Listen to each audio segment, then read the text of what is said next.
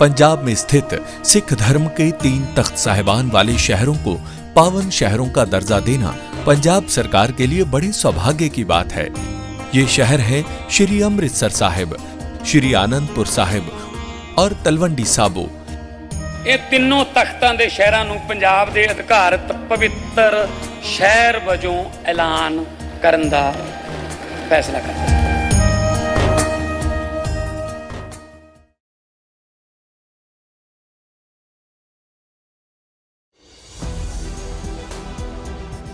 नमस्कार दोस्तों, भारतीय जनता पार्टी एक सांप की तरह से है।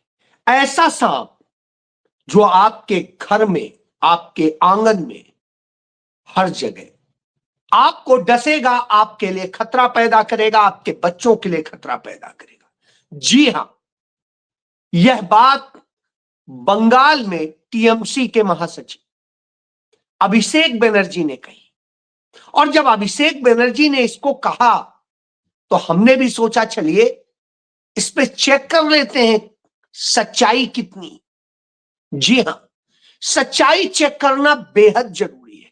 तो मैं आज उनसे बात शुरू करता हूं जो नरेंद्र मोदी के सबसे खास माने जाते हैं, अमित शाह के सबसे खास माने जाते हैं। वो है इस देश के वो पूंजीपति जिनको लेके बार बार बात होती है। वो ये आप देख सकते हैं, और ये वो है, एक अंबानी है, एक अडानी है, और इस तरह से कहीं सुनील मित्तल है, कहीं शिव नारायण है, कहीं दिलीप सिंघवी। तो जब इस तरह के लोग आते हैं तो ये अरबपति खरबपति लोग, तो इन पर जिक्र इसलिए बनता है क्योंकि नरेंद्र मोदी को इनका हिमायती कहा जाता है। जी हां, इनके हिमायती हैं, इनके लिए नीतियां बनती हैं, इनके लिए ही सब कुछ होता है। और जब सब कुछ इनके लिए होता है तब एक सवाल उठता है कि फिर ये क्या हो रहा है। क्योंकि सरकार की जो रिपोर्ट बता रही है कि बाजार में गिरावट से, पढ़ लीजिए, बाजार में गिरावट, कमजोर रुपए से छोटी हुई अरबपतियों की सूची। और ये भारत सरकार की रिपोर्ट है जिसको बिजनेस स्टैंडर्ड ने छापा है। और इसमें है कि वर्ष 2025 में, पिछले 3 वर्षों में पहली बार भारत में अरबपतियों की फहरिस्त छोटी हुई है, जो बड़ी थी। पिछले साल 204 अरबपति थे और अब 176 रह गए, यानी 13.5% से अधिक, 13.7% अरबपति घट गए। यानी अरबपतियों में भी छटनी हो गई। आप तो मध्यम वर्ग से निम्न मध्यम वर्ग में चले गए, निम्न मध्यम वर्ग गरीबी में चला गया, और गरीब अति गरीब में चला गया। इसीलिए शायद भाजपा शासित हरियाणा में सबसे ज्यादा बीपीएल कार्ड बन गए। पूरे भारत के अंदर सबसे ज्यादा बीपीएल आज हरियाणा में रह रहे हैं। वो हरियाणा जो समृद्धि के मार्ग पर था, अब या तो फ्रॉड है और या फिर सरकार कुछ ऐसा कर रही है कि लोग बर्बाद हो रहे हैं, कर्ज में फंस रहे हैं। तो जब कर्ज से लेके सारी हम तुलना करते हैं तो पाते हैं डॉलर के मुकाबले भारत के रुपए की कीमत बचाने के लिए भारत सरकार ने तमाम डॉलर बेच डाले, अरबों डॉलर बेच डाले। अरबों डॉलर बेचने के बाद भी हमारा रुपया बचे नहीं पा रहा है। साल की शुरुआत, रुपया डावाडोल है। तो अब आप समझिए कि जब यह हालत हो तो भारत के लिए, भारत के नागरिकों के लिए चिंता का विषय होता है। क्योंकि ये अरबपति छोटे होकर के पूंजी कहीं और नहीं गई, इन्हीं में आ गई। कुछ अडानी के पास चली गई, कुछ अंबानी के पास चली गई, कुछ और एक आध चहेते हैं उनके पास चली गई, और हम बर्बादी में चले गए।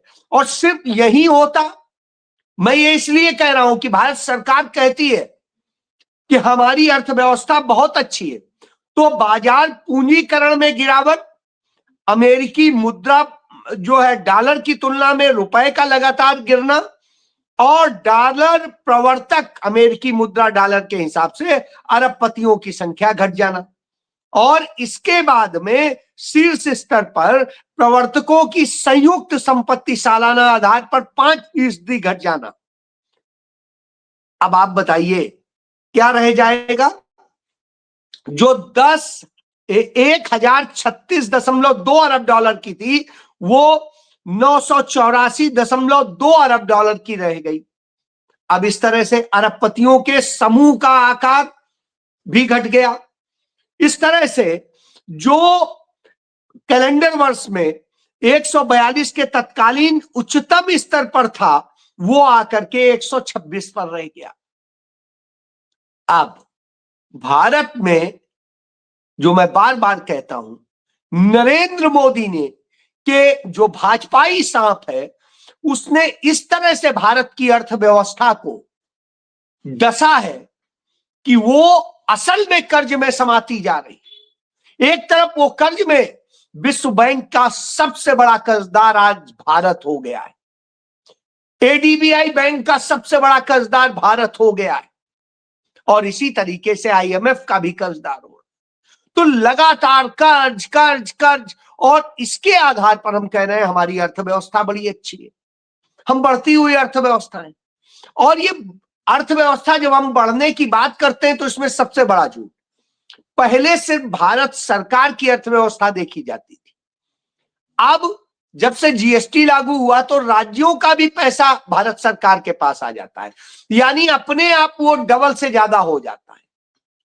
तो अर्थव्यवस्था नहीं बढ़ गई, उसका आकार नहीं बढ़ गया, बल्कि राज्यों का भी हमने समेट लिया, वो भी कर लिया, सब केंद्रीकृत करके हम बात कर रहे हैं। और जब वहां बात करते हैं तब हम यह बताते हैं। तो ये फ्रॉड की अर्थव्यवस्था है। जब फ्रॉड की हो तो निश्चित रूप से अभिषेक बनर्जी की बात कि भाजपा सांप की तरह से काम करती है, तो वो आंकड़ों का खेल करती है और आंकड़ों का हेर फेर करके, आंकड़े मैनिपुलेट करके जब गढ़ती है तो सब कुछ हरा हरा ही दिखेगा। कहा जाता है सावन के अंधे को सब हरा हरा दिखता है, क्योंकि वो हरे हरे के समय में जाता है, अंधा होता है। तो वही स्थिति नरेंद्र मोदी सरकार की है। डॉक्टर मनमोहन सिंह के सरकार के दौरान भारत की अर्थव्यवस्था दुनिया की सबसे अच्छी तेजी से बढ़ती और स्वस्थ अर्थव्यवस्था थी। आज भारत की अर्थव्यवस्था एक बीमारू अर्थव्यवस्था है, जिसे डेड इकोनॉमी कहा था डोनाल्ड ट्रंप ने, और इसके उदाहरण सबूत सब मौजूद हैं। अब यहां सरकार झूठ बोलने में माहिर। याद करिए, इस देश के अंदर इस बात के लिए स्मार्ट सिटी और तमाम जो है पेयजल योजनाएं और सब कुछ आए थे कि इस देश के लोगों को एक बेहतरीन जीवन दिया जाएगा और कम से कम निम्न मध्यम वर्ग और निम्न वर्ग के लिए तो एक ऊंचे उठाने का काम किया जाएगा। लेकिन हुआ क्या है? झूठ बोला जाता है। सांप्रदायिकता इतनी देश के अंदर बढ़ी, पूरा सामाजिक प्रदूषण इतना बढ़ गया, हिंदुत्व के नाम पे जहर बोया गया कि जगह जगह लिंचिंग होती है। और लिंचिंग की स्थिति बताऊं कि सबसे बड़ा दुखद यह है कि जिस हम भारत में जब बात करते हैं तो हमें देखना होगा कि कैसे हमारे देश के अंदर आज जो बंगाली बोल रहे हैं, जैसे हमने बंगाल को अपना, पश्चिम बंगाल को अपना हम मानते ही नहीं है, वहां के लोगों को हम यह कह के मार डालते हैं, हमला करते हैं कि अरे ये तो रोहिंग्या है, ये तो ये है, ये तो बांग्लादेशी है। लेकिन सच्चाई इससे बिल्कुल इतर है और इसका उदाहरण आपको दिखा दूं। यह एक बुजुर्ग है बंगाली, बंगाली बोलता है तो उसे पीट पीट कर इस तरह से मारा जाता है। ये राजस्थान में होता है। तो हेट क्राइम, हेट लिंचिंग ये झालवाड़ जिले में घटना होती है। अकलेरा एक जगह है, वहां पर एक बुजुर्ग के साथ में।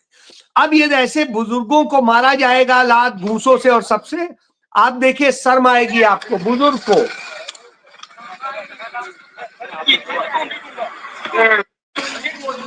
आप कल्पना नहीं कर सकते ये स्थितियां एक देश में है तो कौन सी बात कहेंगे कि आप सांप्रदायिक समूह बंद हो गया।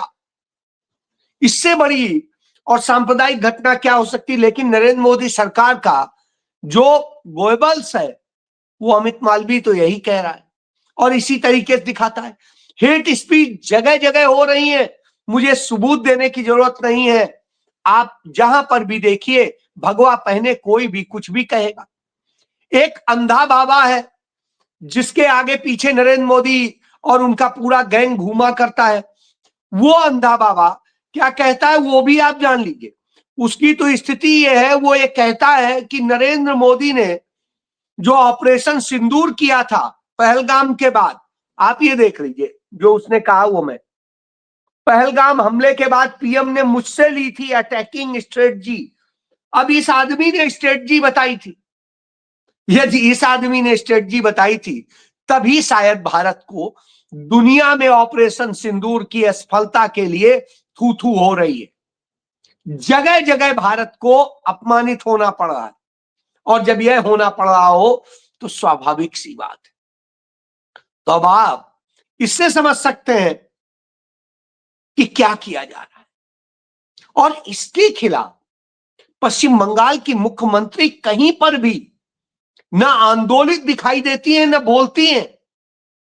जब वो ऐसा करती हैं, इसी से दुखी वहां वो एक महिला सांसद, उनकी सिटिंग सांसद राज्यसभा सदस्य मौसमी नूर, वो आकर के कांग्रेस पार्टी ज्वाइन कर लेती। वो पहले भी कांग्रेस पार्टी में अब्दुल गनी साहब हुआ करते थे, आजाद स्वतंत्रता संग्राम सेनानी भी थे और इंदिरा गांधी सरकार में मंत्री भी थे। उनके परिवार की है और जब उनकी पोती आकर के ज्वाइन करती है तो वो इसलिए ज्वाइन करती है क्योंकि वो जानती है कि आज जो हो रहा है, एक मुस्लिम लीग बन गया है और एक हिंदू महासभा बन गया है जो आजादी के पहले चलता था। दोनों वही खेल के सत्ता को अपने पास रखना चाहते हैं, कोई सत्ता कोई वो। तो वो खेल बंगाल में चल रहा है, इसलिए वो कांग्रेस में वापस लौट आती। तो आप इससे समझ सकते हैं कि कैसे भाजपा के सांप ने डसा है। उधर वो डस रहे हैं टीएमसी को भी, उधर डस रहे हैं पश्चिम बंगाल के लोगों को भी, बंगालियों को भी, और इधर देश की अर्थव्यवस्था को भी। महात्मा गांधी से नफरत है तो मनरेगा खत्म कर देंगे और बहुत कुछ कर देंगे। चलिए उस पर बाद में बात करूंगा, पहले बात करता हूं दूसरी बात। भ्रष्टाचारियों को लगातार लेकर के आते हैं और उसका एक नतीजा आज देखने को मिलता। महाराष्ट्र में भाजपा के नेताओं ने अजीत पवार को थोड़ी घुड़की देने की कोशिश की और यह कहा कि अजीत पवार अपनी गिरहबान में झांक के देखें। तो अजीत पवार ने जवाब दे दिया कि जो सिंचाई घोटाले का आरोप लगाते थे, आज मैं उन्हीं के साथ सरकार में बैठा हूं। नरेंद्र मोदी ने ही लगाया था साहब, किसी और ने नहीं। नरेंद्र मोदी ने लगाया था, जो इस समय वहां मौजूदा मुख्यमंत्री हैं, उन्होंने लगाया था, देवेंद्र फडणवीस ने, और कहा था अजीत दादा चक्की पीसिंग, चक्की पीसिंग। और जो ये बता रहे थे, अजीत दादा उनके यहां चक्की नहीं पीस रहे, उनके साथ में बराबर डिप्टी सीएम बन के बैठ रहे हैं और चुनौती दे रहे हैं। उनके और उनकी पत्नी, उनके बेटे, सबके खिलाफ भ्रष्टाचार के आरोप लगे और सब में क्लीन चिट देने का काम नरेंद्र मोदी और उन्हीं की भाजपा ने किया है। यानी वो सांप डसता है और जो उसके पास आ जाता है उसे वो जड़ी बूटी दे देता है कि आप साफ सुथरे हो। यही तो बात राहुल गांधी बार बार बताते रहे, यही बताते हैं कि ये नफरत में जीते हैं, हिंसा कराते हैं, लेकिन जब अपने फायदे के लिए आता है तो उन सब को ला करके अपने साथ खड़ा कर लेते हैं। जी, ये करते हैं। अब इसी पे ही आगे आ जाता हूं। अब मनरेगा की बात करता, तो कांग्रेस पार्टी सभी मुद्दों पे लड़ती है। आप आज उत्तराखंड चले जाइए, उत्तराखंड के न्याय की लड़ाई कौन लड़ रहा है? कांग्रेस पार्टी। हर जगह सड़क पर दिखाई देगी, उनकी महिलाएं, उनके पुरुष, उनके युवा सारे आज सड़क पे उतरे हैं, अपने लिए नहीं, अंकिता भंडारी के लिए, राजनीति के लिए नहीं, एक नारी के सम्मान के लिए, उत्तराखंड के न्याय के लिए, उत्तराखंड के सिर के लिए, ताज के लिए। अब आप सोचिए और कौन लड़ा है, कौन दिख रहा है? उत्तर प्रदेश में जब हाथरस से लेके कहीं पर भी, उन्नाव की हो, कहीं पे भी हो, जिन लड़कियों के साथ रेप हुआ, कुछ हुआ, कौन सड़क पर उतरा? कांग्रेस। हर जगह राहुल गांधी की सेना नजर आती है, राहुल गांधी नजर आते हैं, न्याय के लिए लड़ते नजर आते हैं, किसानों के लिए लड़ते नजर आते हैं। आप मध्य प्रदेश चले जाइए, मध्य प्रदेश में भर्ती से लेके किसी भी मसले पर हो, वहां किसानों के साथ होते अत्याचार हो, यह इंदौर में जहरीला पानी अपने ही मतदाताओं को, अपने ही सनातनी मतदाताओं को जहरीला पानी पिलाकर मार डालने वाली भाजपा के खिलाफ यदि कोई लड़ता नजर आया तो वो कांग्रेस है। यानी वोट तुम बीजेपी को देते हो, लेकिन जब तुम मरते हो, तुम्हारे ऊपर पीड़ा आती है, तो लड़ाई तुम्हारी कांग्रेस लड़ती है। जी, यह दिखाया। महाराष्ट्र में कांग्रेस ही लड़ रही है, बाकी तो सत्ता की मलाई खाने के लिए इधर उधर हो रहे हैं, कोई अडानी के साथ, कोई अंबानी के साथ, कोई कहीं, लेकिन हर प्रदर्शन कांग्रेस का है, हर लड़ाई कांग्रेस की है, चाहे गरीब मजदूर की हो, चाहे अल्पसंख्यक की हो, या किसी की हो। राजस्थान में भी जब होता है, कोई भी घटना होती है, तो कांग्रेस लड़ती है। कांग्रेस लड़ती नजर आती है जम्मू कश्मीर में भी, और कांग्रेस लड़ती नजर आती है पश्चिम बंगाल में भी, उड़ीसा में भी। इसीलिए अधीर रंजन चौधरी उड़ीसा पहुंच गए, जहां पर उनके यहां के लोगों के, मुर्शिदाबाद के लोगों के ऊपर अत्याचार हो रहे थे। अब आप समझ सकते हैं, इस तरह से कांग्रेस के लोग हर जगह लड़ते नजर आते हैं, बाकी मलाई खाने के लिए। बाकी नरेंद्र मोदी के दोस्त ट्रंप जो है, वो अपने ही खेल कर रहे हैं, और वो दुनिया में अराजकता का माहौल पैदा कर रहे हैं। जो वेनेजुला पूरी दुनिया में 1% ड्रग्स भी नहीं बनाता है, उसके यहां वो रात को सर्जिकल स्ट्राइक करते हैं, और वहां के राष्ट्रपति और उनकी पत्नी को बंधक बना लेते हैं, और वहां के बंदरगाह समेत तमाम जगह पे कब्जा करने की कोशिश करते हैं। क्यों? क्योंकि वहां के तेल, वहां की प्राकृतिक संपदाएं, वहां के अर्थ मटेरियल, इन सब पर कब्जा करना है। तो यही अमेरिका की नीति रही है। इसीलिए पंडित जवाहरलाल नेहरू हो, इंदिरा गांधी हो, राजीव गांधी हो, या कोई भी कांग्रेस की सरकार रही हो, उसने कभी ये नहीं कहा माय फ्रेंड ट्रम्प, ये नरेंद्र मोदी कहते हैं। और फिर ट्रंप उसी भारत के ऊपर इतना हैवी टैरिफ लगा देते हैं कि भारत के 5 करोड़ से अधिक लोग बेरोजगार हो गए, सिर्फ इस टैरिफ के कारण। तमाम कारोबार बंद हो गए, एक्सपोर्ट बंद हो गया। तो अब आप सोच सकते हैं किस तरह से भारत के साथ खिलवाड़ हो रहा है, और इसका लाभ कौन उठा रहा है? वही अडानी अंबानी। वो तमाम सारे दूसरे रास्तों से वो एक्सपोर्ट कर रहे हैं और दूसरी चीजें कर रहे हैं। तो यह अपने आप में बता देता है कि आज देश में चल क्या रहा है। उधर आम आदमी पार्टी की सरकार, वो तो और भी महान है। जो पत्रकार सच्चाई बता देते हैं, सब कुछ बता देते हैं, उन 10 पत्रकारों के खिलाफ FIR दर्ज कर लेती है वह आम आदमी पार्टी की सरकार, जो आम आदमी पार्टी की सरकार झूठे आरोप लगाकर कांग्रेस की, शीला दीक्षित पर, सब पर झूठे आरोप लगा करके सत्ता में आई। पंजाब में झूठे आरोप लगा के सत्ता में आई, वही सच्ची बातों से इतना चिढ़ जाती है कि 10 पत्रकारों के खिलाफ लुधियाना में FIR दर्ज कर ली जाती। क्योंकि वो सच बोल रहे थे, सच दिखा रहे थे। तो अब आप समझ सकते हैं इस देश में सांप छोड़ दिए गए। वो सांप संघी सांप है, वो तमाम रूप बदल बदल के ये काम कर रहे हैं। तो आपको सावधान रहना पड़ेगा, क्योंकि देश सबसे पहले है, हम सब पहले हैं। क्योंकि भारत माता हम सब मिल के बनाते हैं। तो भारत माता को बचाना है, उसकी लाज को बचाना है, तो हमें सावधान होना पड़ेगा। और कांग्रेस जब लड़ने को निकलती है सैनिकों के लिए, किसानों के लिए और मनरेगा मजदूरों के लिए, तो हमें भी साथ आना पड़ेगा देश बचाने के। और देश बचेगा तो अर्थव्यवस्था बचेगी और हम सब सुरक्षित रहेंगे। नफरत मिटनी चाहिए। जय